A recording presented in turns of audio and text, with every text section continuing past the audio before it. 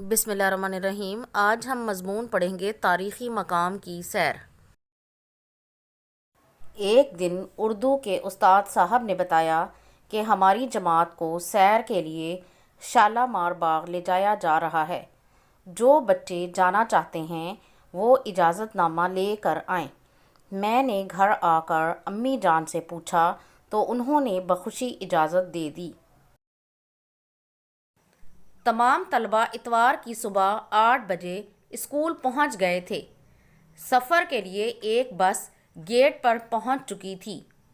9 بجے ہم شالامار باغ کے گیٹ کے سامنے تھے۔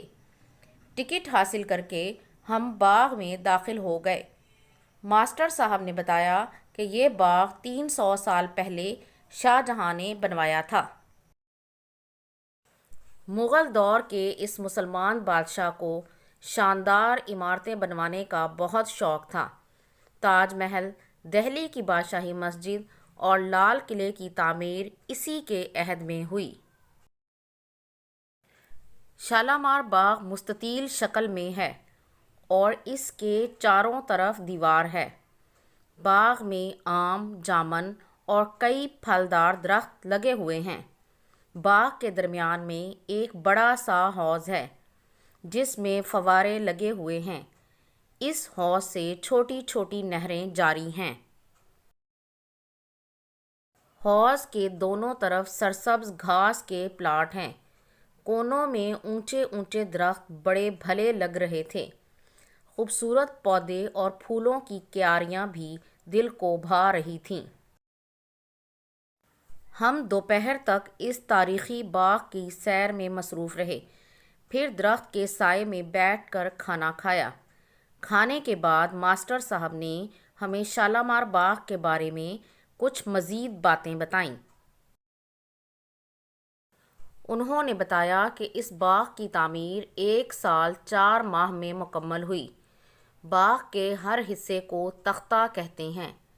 پہلے اس کے 7 تختے تھے جن میں سے اب صرف 3 رہ گئے ہیں۔ پہلے تختے کا نام فرابخش، دوسرے کا فیض بخش اور تیسرے کا حیات بخش ہے۔ باغ کے درمیان میں سنگ مرمر کی 12 دریاں بنی ہوئی ہیں۔ ان کے ارد گرد بہتی نہریں خوبصورت نظارہ پیش کرتی ہیں۔ شاہ جہاں کو یہ باغ بہت پسند تھا۔ وہ جب بھی لاہور آتا تو یہیں قیام کرتا۔ باغ میں لوگوں کی کئی ٹولیاں سیر کے لیے آئی ہوئی تھیں جن میں ہر عمر کے لوگ شامل تھے۔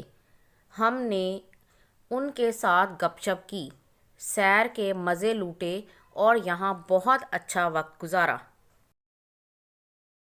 شام 6 بجے بس ہمیں اسکول واپس لے آئی۔ وہاں سے ہم اپنے اپنے گھروں کو روانہ ہو گئے۔ اس سیر میں اتنا مزہ آیا کہ میں کئی دنوں تک دوستوں میں اس کا ذکر کرتا رہا۔